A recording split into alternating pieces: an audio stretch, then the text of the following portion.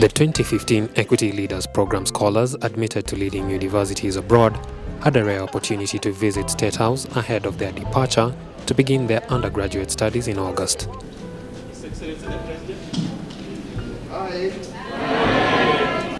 The scholars were accompanied to Statehouse by the chairman of the Equity Group Foundation, Dr. James Mwangi, Equity Bank Chairman Peter Munga, and Equity Bank Company Secretary and Director of Corporate Strategy, Mary Wamai, as well as their college counseling mentors. With us here, Your Excellency, is 120 of our scholars who represent the 265 scholars we have outside the country. 45 of them had come back for summer holidays to coach the class that we are preparing for next year's admission. The 65 of them are the ambassadors of our beloved country in the countries where they will go. Although they are first and foremost Kenyan citizens, our inspiration to them is to become global citizens when they are equipped with the skills and education that they're going to earn. A number of the scholars and their mentors share their thoughts on education, infrastructure, agriculture and corruption, and their aspirations to be the future leaders Kenya deserves. As an economics student, I have learned about sharing the economic pie. And I really like to see how the economic pie is being equally divided in our nation. Especially the LAPSET project, which seeks to open up the largely marginalized northern region in Kenya, is a good step to ensure that equality is achieved for Vision 2030. Sitting in this room right now, addressing the president, this is a responsibility that we have thrust ourselves fully into to give back to our country. Let us not forget that within the greater vision that is our success. When I look at your leadership, dear Mr. President, I see that you have a dream. Because I have seen you invest in human capital, and before you is human capital. Never stop putting in effort in education and in educating all of us, because we are all a result of someone's good effort and someone's support. I would like to applaud you and to congratulate you for your improvement in infrastructure through construction of feeder roads, such that the produce from our farms get to the market in the shortest time possible, and so that we don't waste our products and we don't face with shortages in the market. The president acknowledged the scholars' views and urged them to remain focused while abroad, with the prospect of coming back to be the human capital that drives the Kenyan economy forward. I've heard of many dreams here. People committed wanting to see more being done in education, agriculture, infrastructure.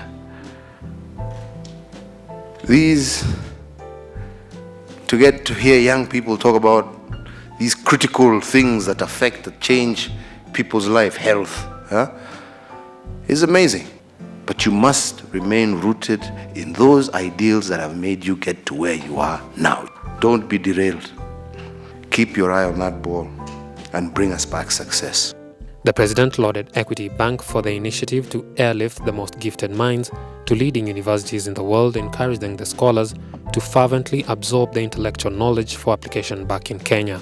Be strong ambassadors of your country, because it is my hope that many of you eventually one day will want to come back. Take opportunity wherever you can out there. If they give you an opportunity for internships or for work, get that international experience. But use that international experience and bring it back home. Take it, absorb it like a sponge, mkuje, and then we implement it and use it here. We'll need it here. We do. Because you are the people who are going to help us truly transform this nation. President Kenyatta called on the scholars to be the country's ambassadors to write incorrect representations, saying people will see Kenya through them. You're also going to be representing your country, what your country stands for, what your country believes in.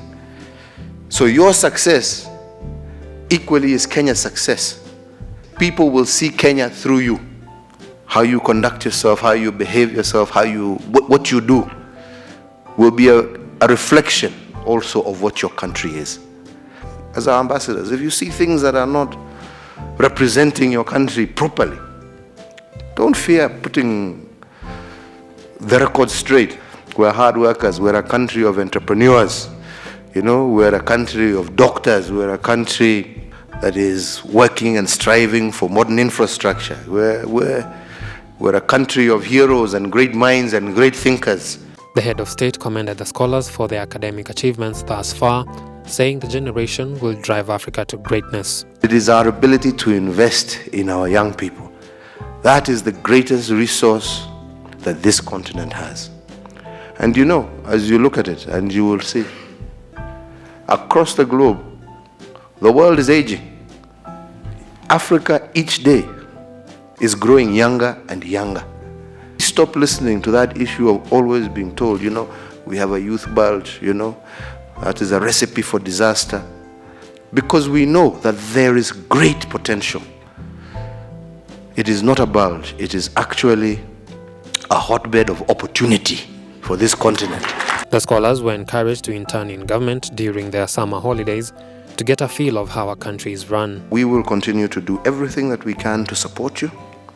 We will continue working to see how we can improve education, health, infrastructure, prepare the ground for you when you come back. Those who come back every year, as they do their mentoring of their colleagues, but they also want to expose themselves to how government works, you should be able to attach them to various ministries and government departments and let them do a short internship and go back the knowledge of how we do things, and hopefully in the process make suggestions of how we can do them better. The president advised the students to work as a block, pooling their acquired skills to form a formidable workforce guided by citizenry interests. You had a dream, and you back that dream with determination. As you leave, take your dream and don't forget to pack determination in your bags as you go. The First Lady Margaret Kenyatta, who commissioned the 650 ELP 2015 cohort early in the year, congratulated the scholars for clinching the scholarships and thanked the mentors for grooming the departing class. I just want to thank you, the ones who have come back to mentor. Thank you so much. You have no idea the impact you have on those who are behind you. And to those who are going for the first time, truly from the bottom of my heart, I wish you all the best, and do follow in the footsteps of those who have come back. Together we can create the most amazing nation. You have the brightest minds and the warmest hearts. We can do wonders together. The 2015 contingent of the ELP scholars is the largest since the program was inaugurated 5 years ago. It brings the total number of students admitted to global institutions to 265. As the 2015 global scholars leave Statehouse for their flight abroad, they are persuaded to work hard for themselves, their communities, their country and humanity as leaders to be in the not-so-far future.